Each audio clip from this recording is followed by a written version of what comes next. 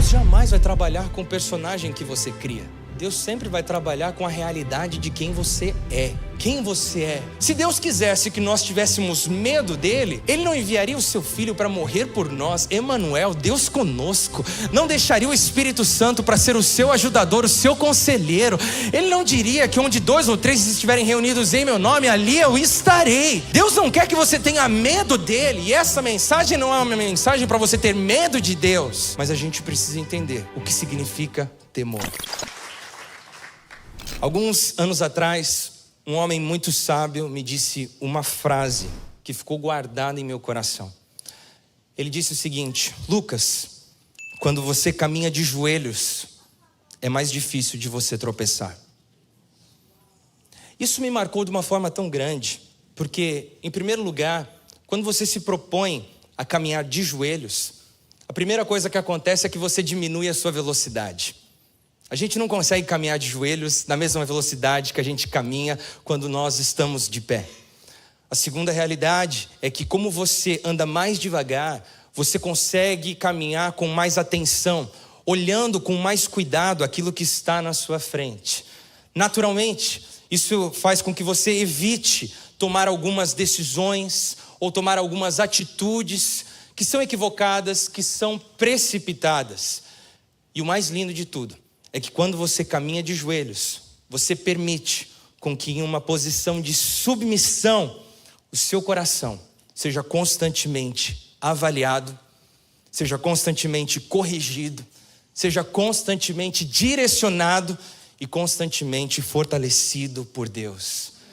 E como nós precisamos disso, como você e eu precisamos disso, especialmente nos dias em que nós vivemos, para que no afã, na velocidade de tudo aquilo que nós estamos vivendo, a velocidade do nosso tempo, o nosso coração, o seu coração, o meu coração, não nos engane e acabe nos impulsionando a dar passos que comprometerão a nossa vida, que comprometerão a nossa casa, que comprometerão a nossa trajetória.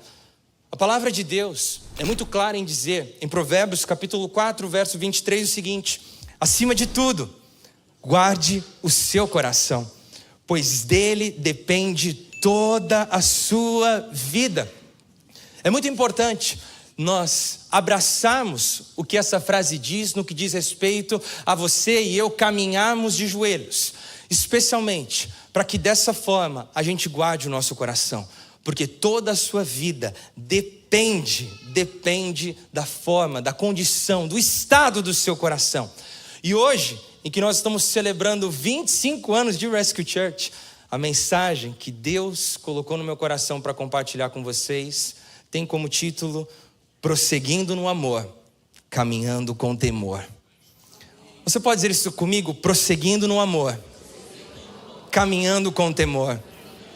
E nós vamos ler um texto que está registrado no livro de Atos, capítulo 5, faremos a leitura dos versos 1 ao 11. Atos capítulo 5, dos versos 1 ao 11. E antes de nós fazermos a leitura do texto, eu quero dar apenas um contexto, um panorama para vocês do que estava acontecendo quando esse texto foi registrado, ou melhor, quando aconteceu o registro desse texto. Jesus cumpriu seu ministério, morreu na cruz, no terceiro dia ressuscitou e hoje ele vive, amém? Passou 40 dias com os seus discípulos, mas passou muito tempo com eles. E nessa experiência com os discípulos, ele deixou claro que a sua ressurreição tinha um propósito. O que aconteceu foi que antes de Jesus ascender aos céus, ele deixou uma promessa. E essa promessa foi cumprida no dia de Pentecostes, onde, cheios do Espírito Santo, a igreja foi inaugurada e começou a sua missão evangelística. Algo extraordinário, homens e mulheres cheios da presença de Deus, homens e mulheres carregando a presença divina nas suas vidas, homens e mulheres começando a experimentar o que era viver a boa, perfeita e agradável vontade de Deus. E só para você ter uma ideia da grandiosidade desse momento, em algumas semanas pós-Pentecoste, a igreja, de um grupo de pessoas que estava reunido numa sala grande, se tornou em um movimento com mais de 10 mil pessoas. Você pode dizer comigo essa palavra, 10 mil? Gente, 10 mil pessoas em semanas. Foi um evento extraordinário. E essas 10 mil pessoas estavam experimentando algo incrível da parte de Deus. Milagres aconteciam, curas aconteciam, prodígios, maravilhas. Algo extraordinário aconteceu na igreja nos seus primeiros dias. Já parou para pensar a alegria das pessoas que estavam participando daquela igreja? Cada culto que tinha mais gente. Cada reunião, mais gente. As pessoas vinham doentes e saíam curadas. As pessoas vinham com uma causa impossível e essa causa, Deus dava um jeito para essa causa. Algo incrível essas pessoas estavam vivendo ali nas primeiras semanas da igreja.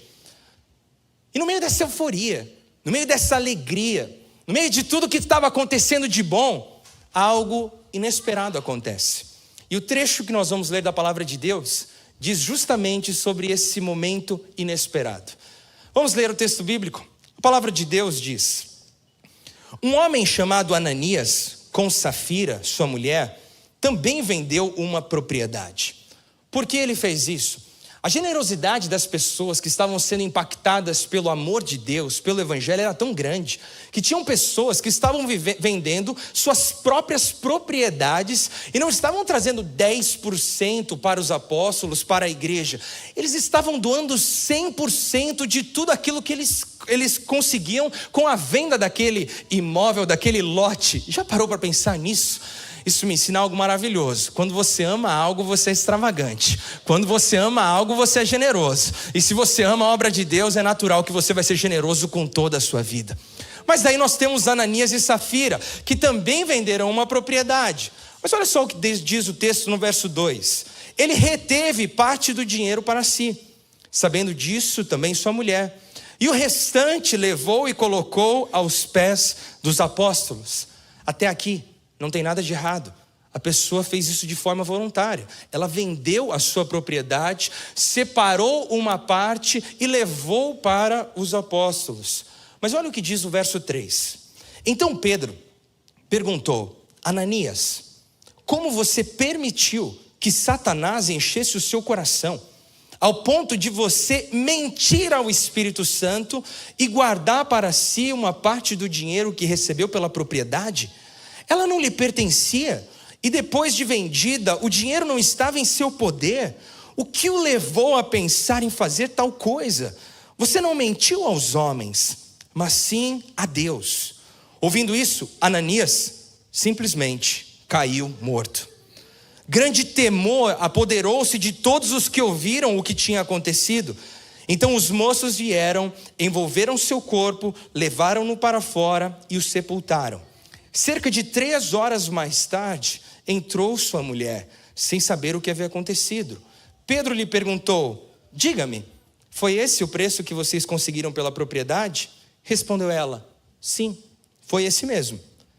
Pedro lhe disse: por que vocês entraram em acordo para tentar o Espírito do Senhor?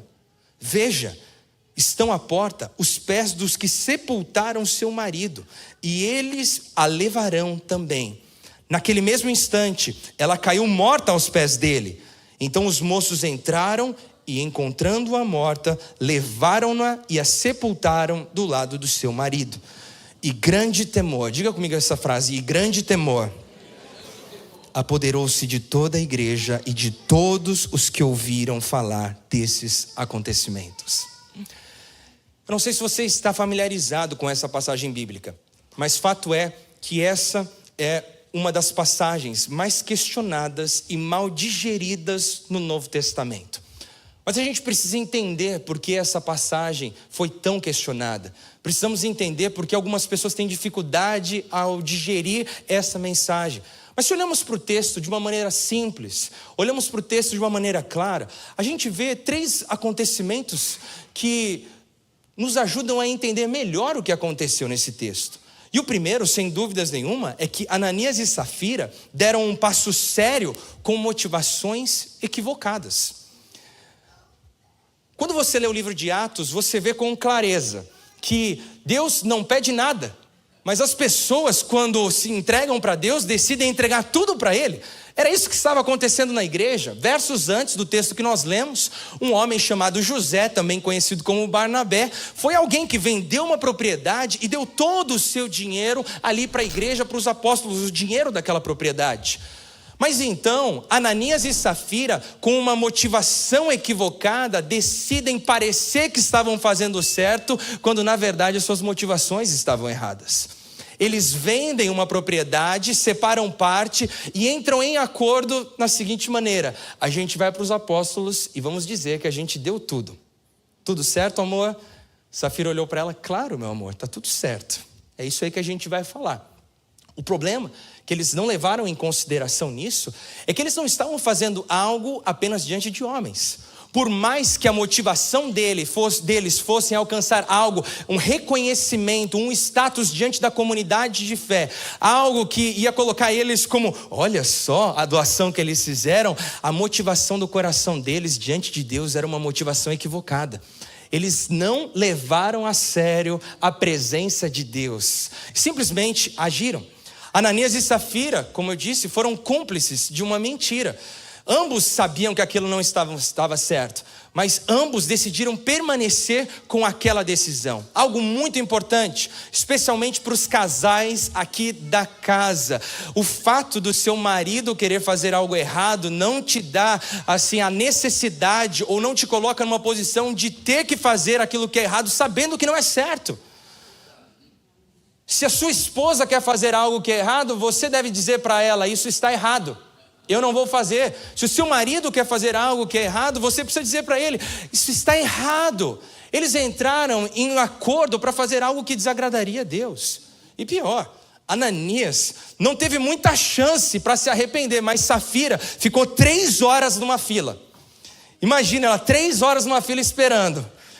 Quando chegou a vez dela, ela podia se arrepender. Ela podia falar a verdade, mas ela decidiu permanecer na mentira. Jamais perca uma oportunidade de se arrepender de algo errado que você fez. Jamais perca uma oportunidade. Se você teve a oportunidade, se sinta privilegiado por isso. E se arrependa genuinamente diante de Deus. O que deixa esse texto talvez um pouco desafiador para a gente digerir é que o Deus que é amor, o Deus que entregou o seu próprio filho, o Deus que tanto amou o mundo ao ponto de dar o seu filho para que todo aquele que nele crê não pereça, mas tenha a vida eterna, esse Deus é o Deus que fulmina ambos. Já parou para pensar nisso? Instantaneamente, diante de toda a igreja, o ato deles manifestou a justiça de Deus, que se revelou na vida daquele casal e fulminou eles. E por que isso aconteceu, irmãos? Preste atenção nisso. Isso aconteceu porque, conscientes do que eles estavam fazendo, eles não consideraram a gravidade da sua decisão e decidiram pecar contra Deus. Isso acontece todas as vezes em que nós deixamos de colocar Deus na nossa vida. Isso acontece todas as vezes que você se esquece de buscar entender o que Deus diz a respeito daquilo que você está fazendo. Isso é o que acontece todas as vezes em que Deus não está presente na hora que você vai tomar decisões, na hora que você vai dar passos. Fato é que aqui nós vemos um relato de um homem e de uma mulher que viveram a revelação da justiça de Deus. Mas sabe o que é interessante quando a gente olha para esse texto? É justamente o trecho que nós destacamos enquanto líamos. E qual é esse trecho? Qual foi o resultado desse acontecimento? Algo maravilhoso aconteceu. E grande temor apoderou-se de toda a igreja e de todos os que ouviram falar desses acontecimentos. Grande temor tomou aqueles homens, aqueles mais de 10 mil homens e mulheres que estavam seguindo a Cristo. Grande temor alcançou a vida de todos eles. Eu me recordo que alguns anos atrás fiz uma viagem com o pastor José Carlos e nós viajamos para ministrar em algumas igrejas e não tem lugar melhor para você conversar do que no carro quando você está viajando, né? É um espaço maravilhoso. Você vai conversar sobre N coisas. Você pode conversar sobre esporte, pode conversar sobre a sua vida, pode conversar sobre vários assuntos. No nosso caso, a gente acabou falando sobre Sobre igreja, não tem jeito, né? Ele ama a igreja, eu amo a igreja, a gente acabou falando de igreja. E quando nós falávamos sobre igreja, o pastor José Carlos falou algo que me marcou profundamente. Ele disse: Lucas, a obra que nós realizamos é uma obra santa. A obra que nós realizamos é a obra de Deus. Todo recurso que entra nessa casa de oração é um recurso que é santificado para ser usado de uma forma que honra e glorifica o nome de Deus. Todas as pessoas que chegam nessa casa devem ser cuidadas, instruídas, acompanhadas para honra e glória do nome do Senhor, direcionando elas para viver uma vida de santidade, a vida que Deus tem para elas. É uma obra que requer zelo e um verdadeiro temor. Por que eu estou contando essa história?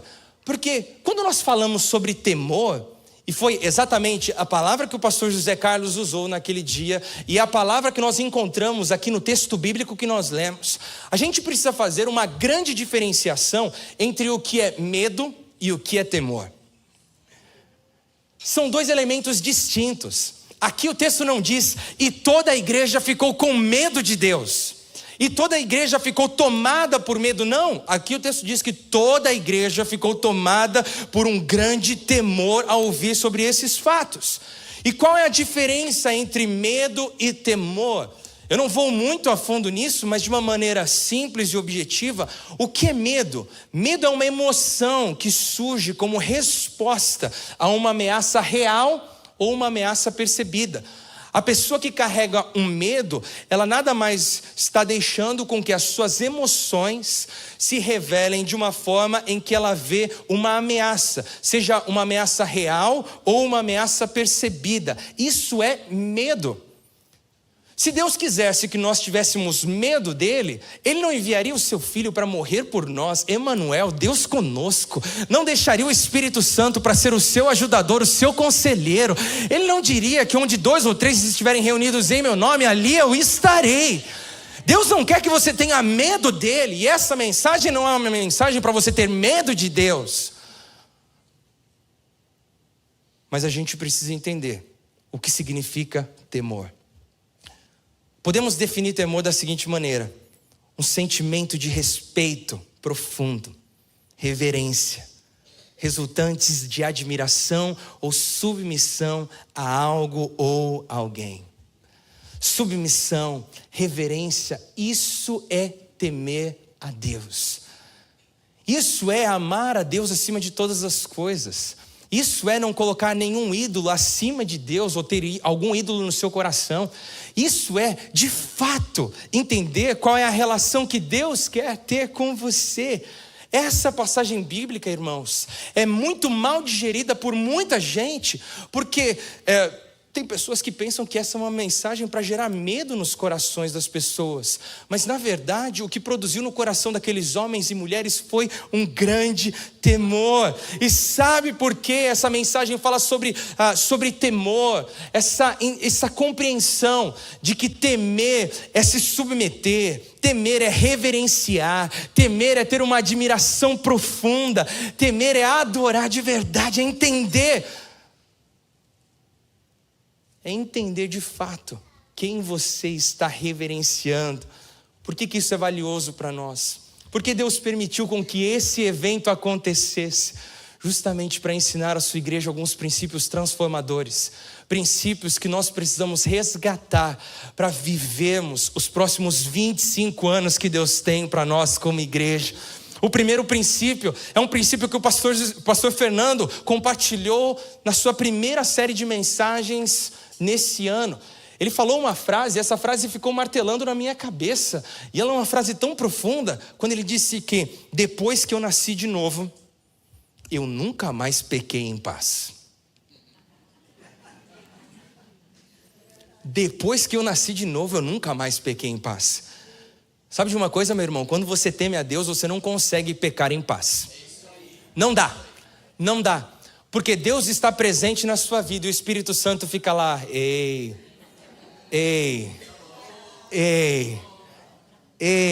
vai dar esse passo mesmo? Vai fazer isso mesmo?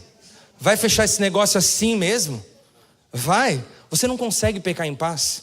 Porque se você teme a Deus, a sua vida está iluminada por essa luz divina, que traz luz e revela todas as áreas da sua vida. Quando você teme a Deus, você não consegue pecar em paz.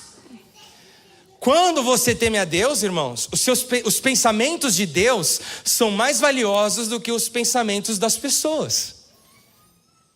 Ananias e Safira queriam receber algum tipo de aplauso das pessoas que faziam parte daquela comunidade. Eles estavam valorizando mais os aplausos das pessoas do que os aplausos de Deus.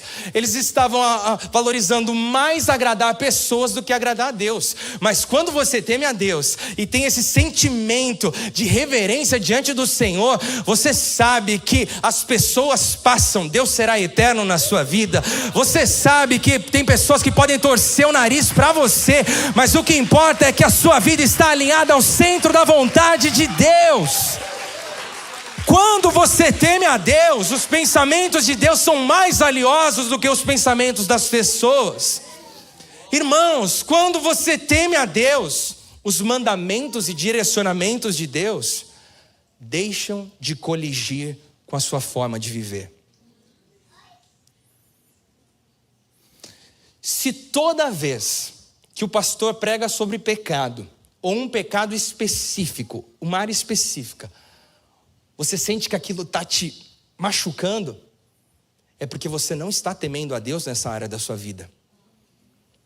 Porque se está te machucando, e isso perdura por tempos, é porque você está praticando algo que colide com a vontade de Deus para a sua vida. Quando você teme a Deus, seu coração, seus hábitos, a sua vida se conforma à palavra de Deus. E daí você consegue viver a mensagem que o apóstolo Paulo disse: olha, não se conformem com o padrão desse mundo. Não se conformem com a forma desse mundo. Especialmente porque a forma desse mundo colide com a minha vontade para vocês. Então não se conforme, não viva como as pessoas vivem. Pelo contrário, sejam transformados pela renovação da mente de vocês, para que vocês sejam capazes de comprovar e experimentar a boa, perfeita e agradável vontade de Deus. Logo, se a sua forma de viver, se a sua forma de fechar negócios, se a sua forma de lidar com a sua sexualidade, se a sua forma de cuidar da sua família, se a sua forma de lidar com as suas finanças colidem com a vontade de Deus, então saiba, você não está sendo transformado pela renovação da sua mente. E existe uma grande chance de você estar apenas conformado na forma da nossa sociedade. Quando você teme a Deus, meu irmão, os mandamentos e direcionamentos de Deus deixam de coligir com a sua forma de viver. É algo maravilhoso, é algo extraordinário. Quando você teme a Deus. Quarto e último princípio. O caminho que você decide trilhar é um caminho que se alinha à sabedoria do Senhor para a sua vida. Sabedoria essa que muitas vezes os homens não vão entender, mas é a revelação do propósito de Deus para a sua vida. A palavra do Senhor nos ensina em Provérbios capítulo 9, o verso 10. O temor do Senhor é o princípio de toda a sabedoria. Se você quer caminhar de maneira sábia, você precisa aprender a temer a Deus. Colocar Deus em todas as áreas da sua vida. Colocar um altar de adoração ao Senhor em todas as áreas da sua vida. É interessante que, se você for olhar para outras religiões, muitas religiões têm símbolos e pessoas que seguem essas religiões fazem questão de colocar esse símbolo em vários lugares da vida delas, né? Então, por exemplo, coloca na casa, coloca no carro, coloca em todos os lugares. Enfim, muitos não seguem, mas colocam o símbolo. E o símbolo ajuda você a relembrar aquilo que você diz que crê. Deus não precisa de símbolos. Posso ouvir um amém aqui na casa? Ele não precisa de símbolos, porque Ele se faz presente para todos aqueles que o convidam a estar na sua vida. Quando você convida o Senhor para fazer parte da sua vida, meu irmão, você está lá no carro, a pessoa te fechou, Deus está do lado. E aí, o que você vai falar para o varão que fechou você? com tanto amor, que te deu a oportunidade de você crescer, que te deu a oportunidade de você crescer na sua fé, de você demonstrar sua maturidade. O que você faz quando uma pessoa está prestes a fechar um contrato com você e na última hora ela vira as costas e fala, eu não vou fechar. Você tem a oportunidade de falar, Senhor, se foi livramento, amém, obrigado, Senhor. O dinheiro não vai entrar, eu sei, o Senhor é meu pastor e nada me faltará. O Senhor tem planos de paz, prosperidade, eu sei, o Senhor está aqui do meu lado. Eu não vou choramingar, eu não vou ficar amaldiçoando a pessoa. Você não precisa de símbolos, o próprio Deus está com você. Irmãos, eu volto a dizer, essa mensagem não é uma mensagem para colocar um fardo nos seus ombros. Não é uma mensagem para colocar medo na sua vida, mas é uma mensagem necessária para que a gente traga à memória quem nós somos em Cristo Jesus. Você não é todo mundo, já falamos várias vezes aqui na igreja, você não é todo mundo. E o povo de Deus se caracteriza como o povo de Deus por ser um povo santo, um povo temente ao Senhor. E em tempos em que vivemos, onde tem gente fazendo loucuras em nome de Deus, nós não podemos nos calar. E não podemos deixar com que essas loucuras moldem a nossa forma de viver. Precisamos olhar para o Senhor, nos submetemos a Ele, reconhecendo que Ele é Senhor das nossas vidas. E você falar, Senhor, eis-me aqui, a minha vida é para te adorar. Em tempos onde existem muitos personagens, em tempos onde as pessoas fazem o possível para parecer serem algo para outros, que muitas vezes elas não são. Algo precisa ficar claro para a igreja do Senhor. E o que é? No reino de Deus não existe espaço para personagens religiosos. Ananias e Safira quiseram agir como personagens. Eles queriam demonstrar que eram generosos. Eles queriam mostrar que eles eram altruístas. Eles queriam mostrar que olha a nossa fé. Eles queriam mostrar algo que não era genuíno, que não era verdadeiro. Deus jamais vai trabalhar com o personagem que você cria. Deus sempre vai trabalhar com a realidade de quem você é. Quem você é. Não a forma como você entra por essas portas. A paz do Senhor, igreja. Nem isso temos mais, né, pastor? Antes, quando você via um varão, um calor, né, de terno, gravata. Hoje eu estou de terno até, mas de terno, gravata, uma Bíblia grande debaixo do braço. Você sabia quem era, né? Mas fato é que Deus não quer trabalhar com personagens. Eu louvo a Deus. E de forma alguma quero engrandecer algum homem aqui nesse lugar, porque Jesus é a nossa mensagem. Tudo o que fazemos aponta para Jesus. Mas uma das características que mais me chamou a atenção, e mais me chama a atenção durante toda essa caminhada, pastor José Carlos, pastor Fernando, pessoas que eu tenho caminhado mais próximos, é a transparência. São homens perfeitos? Longe disso. Mas são homens genuínos. Homens genuínos que entendem a sua identidade de filhos. Ananias e Safira tentaram ser um personagem. E eles se esqueceram que o reino de Deus é um lugar para filhos. Filhos que foram alcançados apesar das suas fragilidades. Filhos que foram alcançados apesar das suas fraquezas. Filhos que pela infinita misericórdia e graça de Deus estão sendo aperfeiçoados dia após dia. Filhos que desfrutam do cuidado de Deus em sua relação pessoal com Ele, numa vida genuína, num relacionamento verdadeiro e também através da vida em comunidade. Aqui você desfruta desse cuidado de Deus, no cuidado na família do Senhor. Filhos que experimentam o poder sobrenatural de Deus, revelado em milagres e maravilhas. Meus irmãos, o nosso Deus não está aposentado, o nosso Deus continua realizando milagres e maravilhas. Esse é o nosso Deus, esse é o nosso Deus, que não está aposentado. Filhos que fazem parte do avanço do Senhor nessa terra, do reino de Deus. Filhos que entendem que ficar sentado ouvindo mensagem e músicas não é a missão da igreja. Aqui a gente se reúne para celebrar tudo aquilo que Deus tem feito, mas amanhã a gente sai por essas portas e começa a adorar a Deus. De que forma? Levando o evangelho por meio do nosso testemunho, compartilhando com as pessoas do nosso trabalho, faculdade, casa, em todos os lugares. Isso é maravilhoso. Filhos que um dia herdarão a vida eterna e viverão para sempre ao lado do seu Criador, viverão para sempre ao lado do seu Redentor, viverão para sempre ao lado do seu companheiro. Filhos que conhecem, admiram e se submetem ao amor ousado do nosso Deus. Filhos que vivem a dinâmica de amor e temor. Nós prosseguimos no amor, desfrutando da graça de Deus, da misericórdia do Senhor, dia após dia. Você e eu desfrutamos da bondade, da fidelidade dEle. Caminhamos, prosseguimos em amor, mas também caminhamos com um senso de santidade.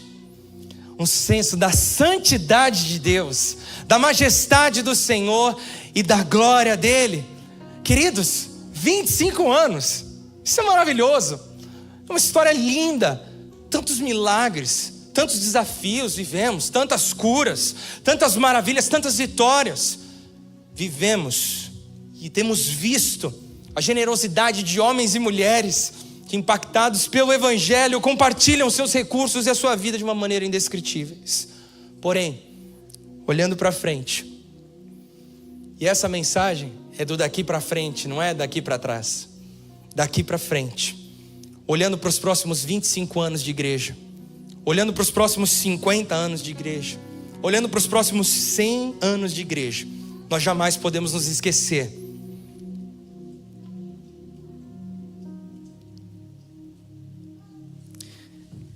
que é de joelhos que a gente deve caminhar. É de joelhos. É de joelhos que os ministérios vão se fortalecer. É de joelhos que você vai crescer e vai amadurecer na sua fé. É de joelhos que nós vamos continuar avançando como igreja. É de joelhos que nós vamos continuar alcançando pessoas. É de joelhos que nós seremos uma igreja para as nações. É de joelhos que nós seremos uma igreja que planta outras igrejas apaixonadas por Jesus.